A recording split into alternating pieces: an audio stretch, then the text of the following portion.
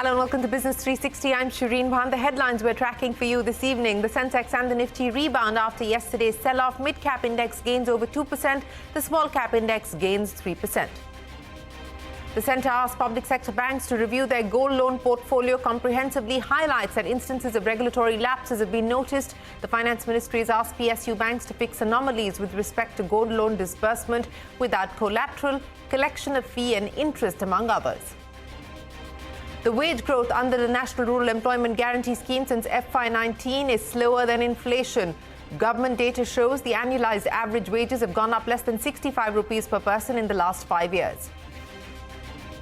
The National Payments Corporation is likely to approve a third-party application provider license to Paytm ahead of the RBI's March 15 deadline. The license will allow UPI transactions to continue on the Paytm app. The Corporate Ministry's investigative arm submits a detailed report on Byju's alleges financial irregularities, violations of over a dozen Companies Act provisions. The cash-strapped edtech company is currently embroiled in a legal battle with investors in the Karnataka High Court. A panel led by former President Ramnath Kovind submits its report on holding simultaneous elections to President Draupadi Murmu. 32 political parties, including 2 national parties, support holding polls for the Lok Sabha and state legislatures at the same time. 15 parties, including 4 national parties, oppose the move.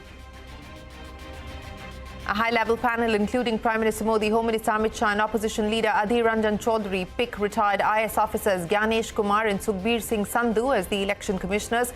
Adhir Ranjan Chaudhary registers his dissent and questions the process followed to pick the new poll officers, with days to go for the Lok Sabha elections. India is among the top 2 markets for DHL Express, says the CEO of the global logistics company, John Pearson. DHL is betting on double-digit revenue growth in India. That's an exclusive. The US House of Representatives passes a bill to ban TikTok or force the sale of the Chinese short video app. Large majority of Republicans voted in favor of the bill despite a U-turn from former President Donald Trump. The bill now moves to the Senate, which is divided on the issue.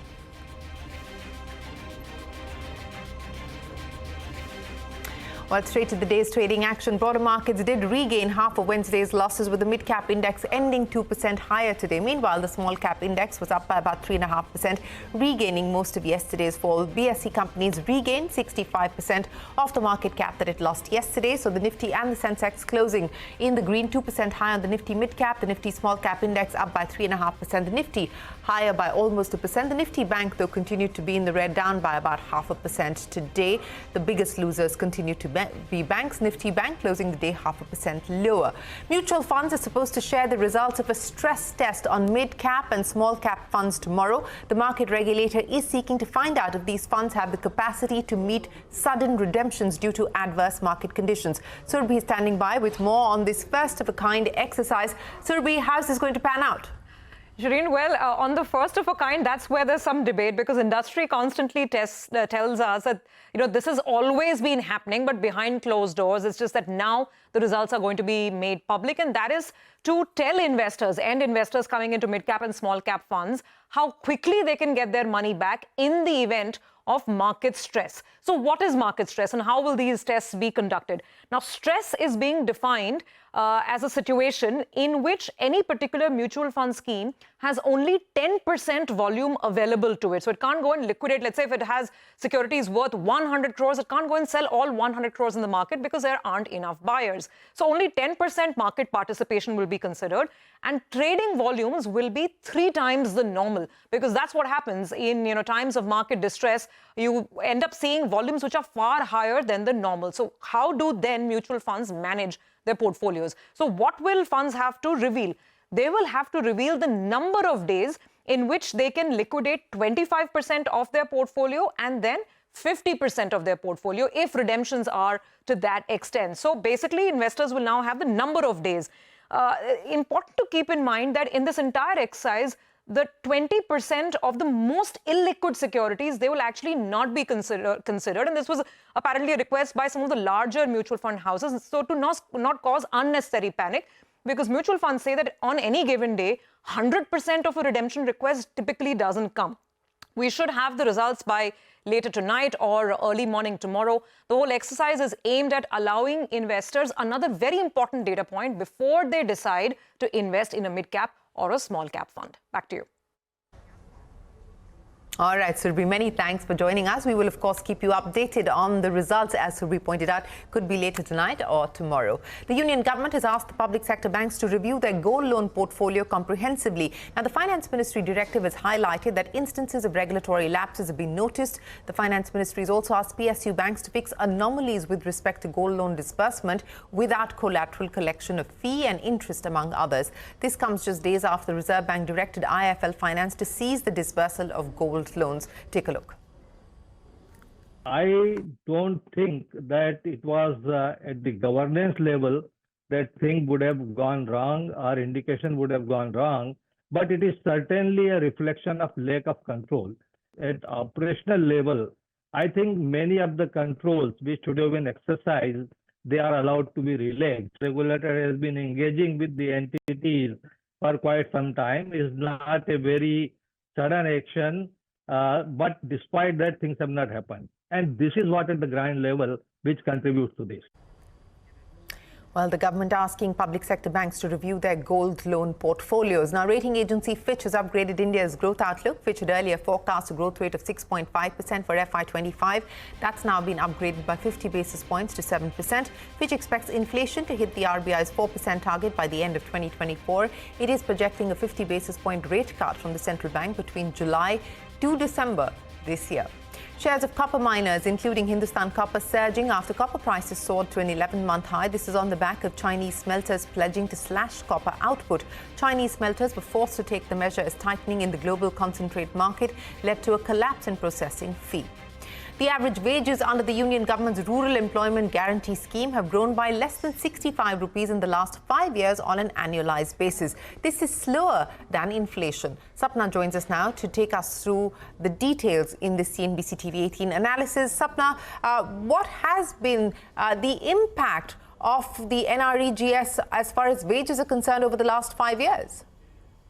Well, if one takes a very close look at the government notifications on the NREGA wages over the last 5 odd years, FY19 to FY24, it probably indicates some kind of serious stagnancy in the growth rate of NREGA wages. For example, the annualized growth rate in NREGA wages is turning out to be just around 5.5%. For instance, in FY19, the average NREGA wage at a national level was around 208 odd rupees. Which now comes to around 272 odd rupees in the current financial year. So basically less than 65 rupees has been added on this front. The second element, of course, also is the fact that, there is a discrepancy in what the government has notified as the NREGA wages and what probably the workers are getting at the Gram Panchayat level. For instance, the average wage rate per person per day is around 236 rupees compared to the 272 rupees. Which is the annualized average as far as the NREGA wages is concerned. So there's again a big difference here. I think these are issues which point towards not just the stagnancy element in terms of wage rate growth, but also the fact that workers are just not getting their, their complete due.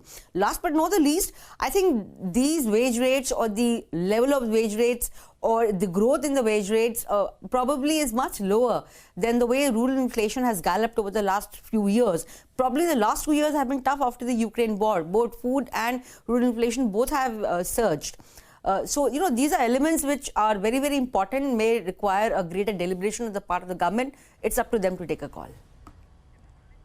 Sapna, many thanks for joining us. The centre has approved the transfer of Air India's building to the Maharashtra government for a consideration price of 1,600 crore rupees. The Maharashtra government has agreed to waive dues of 300 crores, which would have been otherwise payable by the Air India Assets Holding Company. Now, the iconic 22-storey building in Mumbai's Marine Drive will now house different departments of the state government, so Maharashtra government taking over the Air India building in Mumbai.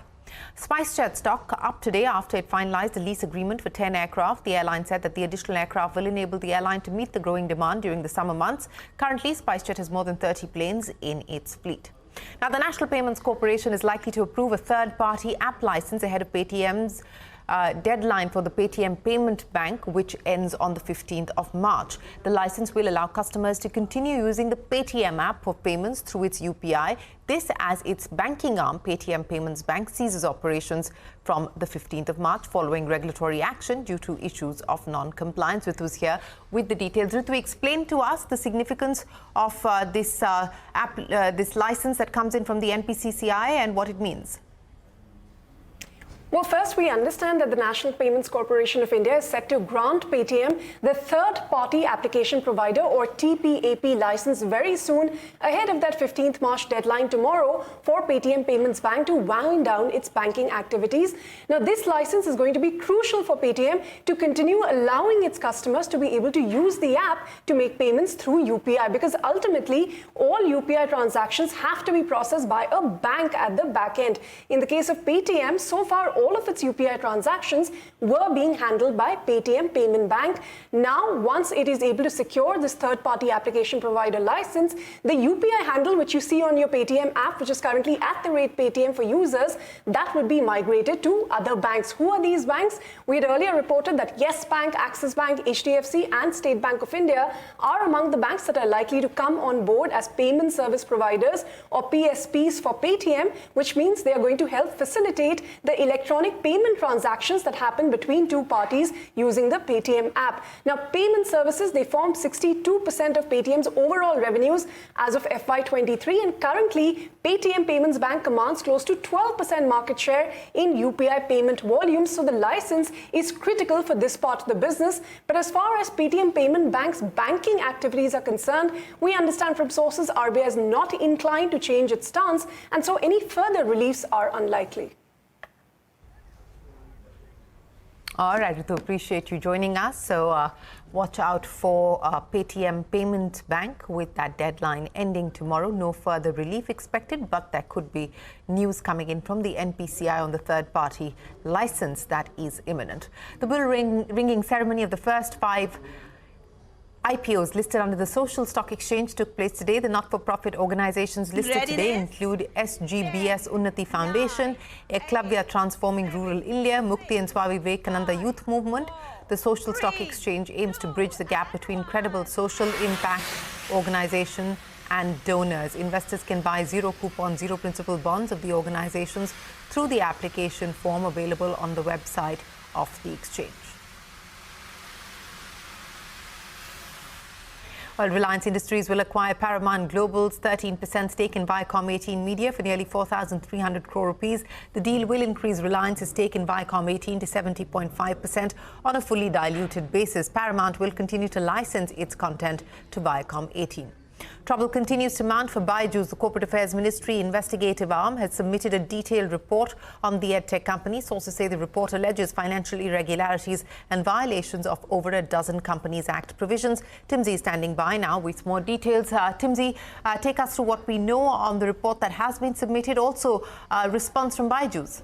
Well, yes, as you rightly said, what we are learning from sources is that the Ministry of Corporate Affairs Regional Director has submitted a detailed report on Byju's, and according to the report, the RD has alleged over a dozen of Companies Act violations and financial irregularities. The allegations are quite severe, and as we speak, the Ministry of Corporate Affairs is yet to study the report in detail, based on which it will take future course of action. Now, what could be a future course of action in such a case? The MCA or the Ministry of Corporate Affairs is the authority to decide whether to order an SFIO probe or give the probe to the DG investigation, that is the investigation arm of MCA, to look into these alleged violations. This sort of a decision is yet to be taken by the government, is what we understand from sources. Apart from that, when it comes to what the company has to say, well, Byju's in a statement said that we are not privy to any report by the MCA or the contents thereof. However, we can confirm that there are no financial irregularities whatsoever in the affairs of the company. Insofar as the Companies Act is concerned, any observations are likely to be technical non-compliances which have already been duly disclosed in our audited financial statements. We await any formal communication from the MCA. So let's see what happens, how soon there's a decision from the government on this particular report and what are the details of the report, that is something that we'll have to wait and watch for. Okay, Timsy, many thanks for joining us. Here's a CNBC-TV18 exclusive. India is among the top 2 markets for DHL Express. That's the word in from the CEO of the global logistics company, John Pearson. In a conversation with CNBC-TV18's Parikshit Luthra, Pearson said the firm was betting on double-digit revenue growth in India. Take a look. Whenever I open a facility, it speaks volumes. Play on words there, but it speaks volumes about what is happening in the country, because we cannot and we should not and we need not open a new facility unless the country is growing. So we're at healthy double-digit growth 2 months in on the January to December calendar. Just reviewing with the team yesterday their progress across all elements of our 3 bottom lines, and it's a very positive story. In fact, I'd say the growth in India is in the top 1 or 2 in the network right now. In terms of perhaps who is getting the benefit of sort of China plus one, if you want to use that phrase, Vietnam, Malaysia, Philippines, India, Mexico, Turkey, not only countries in Asia are getting some of that. It's a natural diversification of global multinationals and Chinese companies. So India's competitiveness, and as its national logistics policy and as the framework for operating in India and business benefits and tariffs and taxes, all things sort of that amalgam of things that put India higher up the list than it was, it'll continue to attract the investment in a competitive way to all the others. John Pearson there of DHL Express. Time for us to head to a break, but up next, a panel led by former President Ramnath Kovind submits its report on holding simultaneous elections for the Parliament and State Assemblies. Details when we return.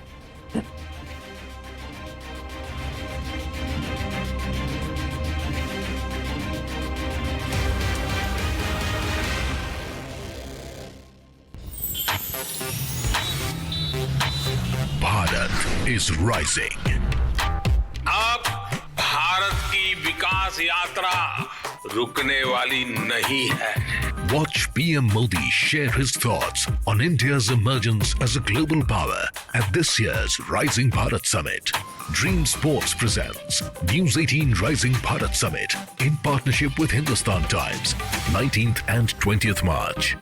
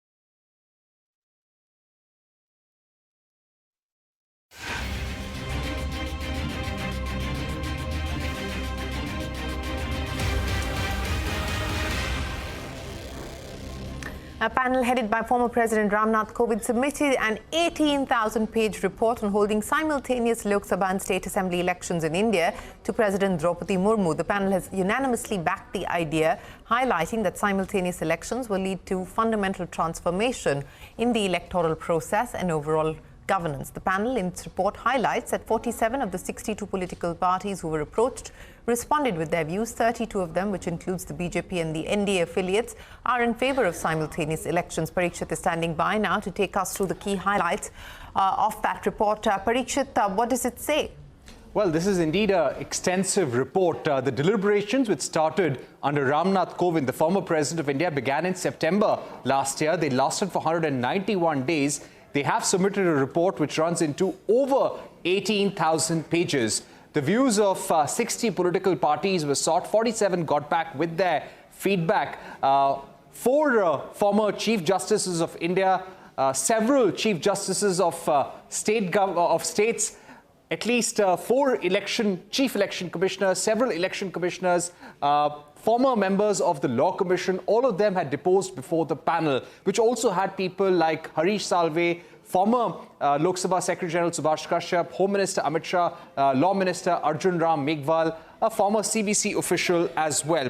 Now, the reason why this committee has unanimously recommended a one nation, one election or simultaneous elections is because they feel this process will optimize the country's resources, lead to less spending, and avoid repeated deployment of model code of conduct, which, according to the committee, leads to policy paralysis in the country, disruption of jobs and disruption of production cycles as well.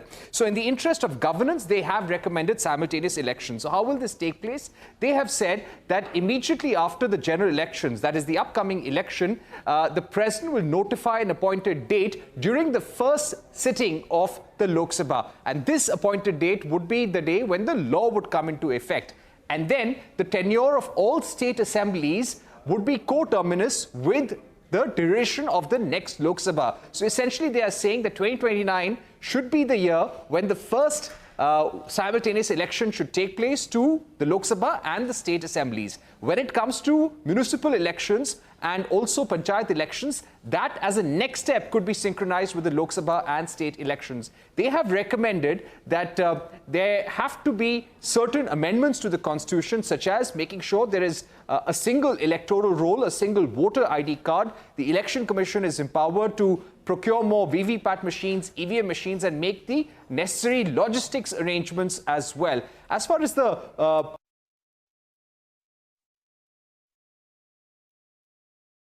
इससे कई फायदे हैं, कई लाभ हैं। पहली बात तो कि एक साथ जब चुनाव होते हैं, जैसे पहले होता था 1951 से 1967 तक, भाई चुनाव की प्रक्रिया खत्म हो जाती थी, 5 साल में एक बार होता था। पूरा प्रशासन, राजनीतिक लोग, सारे लोग जो है काम कर सकते हैं, निरंतर काम कर सकते हैं 5 साल के लिए बिना रोक के। जो नीतियां हैं 5 साल तक ना उसमें काम चलते रहता है, कोई उसमें ब्रेक नहीं आता है, पैसे भी बचते हैं। तो ये तो स्वागत योग्य है, इसका राजनीतिकरण नहीं होना चाहिए, इसका स्वागत होना चाहिए। Has the former president or the committee made any recommendation on manufactured majority as well? Mandates that are being manufactured by this thing. How can there be one nation, one election when the current regime is not accepting the people's mandate? It's completely against the spirit of decentralization of the panchayats. And staying with elections, retired IAS officers Ganesh Kumar and Sukhbir Singh Sandhu have been chosen as the new election commissioners by a 3-member panel headed by Prime Minister Modi, Home Minister Amit Shah and Opposition Leader Adhir Ranjan Chaudhary. Remember, the 3-member commission was left with only CEC Rajiv Kumar after Anup Chandra Pandey's retirement in February and Arun Goel's resignation a few days ago. After the panel's meeting, Adhir Ranjan Chaudhary said he expressed his dissent over the decision, questioning the selection process itself. मुझे जो सूची दिए गए थे वो मान लीजिए कुल मिलाकर 212 जन की इस कमेटी में बहुमत सरकार की पक्ष में है। तो इसलिए मैं कहीं या ना कहें, सरकार जो चाहेगी वही होगी। सरकार की मंशा मुताबिक ये इलेक्शन कमीशनर उसका चयन होगी। Well, that's Adhir Ranjan Chaudhary there. 2 new election commissioners being appointed. The central government has constituted a committee to review the design and implementation of the flagship Ayushman Bharat scheme. The review committee, which is to be chaired by Dr. V.K. Paul, will also suggest measures to prevent fraud and abuse of the scheme. Ekta standing by with the details. Ekta, a committee being formed headed by V.K. Paul. What is this about? An expert committee chaired by Dr. V.K. Paul has been established to scrutinize the design and execution of the Ayushman Bharat scheme. The 16-member committee's objective is to review the design and the implementation of Ayushman Bharat. The areas of review will include assessing the roles and responsibilities of the centre and state in terms of the scheme policy, design, implementation. They will assess the progress of the scheme in terms of beneficiary identification, hospitalization, equity in access to healthcare services. Other areas of review will include modes of implementation, details on the beneficiary base, extending services under the scheme, and funding and financial sustainability, which is basically sharing expenditure between the centre and state and managing financial projections, etc. Now, additionally, it will suggest measures to prevent fraud and abuse, as well as propose steps for further strengthening the scheme's implementation. The committee is expected to submit its comprehensive report within 45 days, addressing critical areas to optimize the effectiveness and efficiency of Ayushman Bharat. Ekta, many thanks for joining us. Author and philanthropist Sudha Murthy took oath as a member of the Rajya Sabha today at Vice President Jagdeep Dhankar's chamber. Husband and Infosys co-founder Narayana Murthy was also present at the ceremony. Prime Minister Modi announced her nomination to the Rajya Sabha on International Women's Day, highlighting her contribution to the field of social work and education.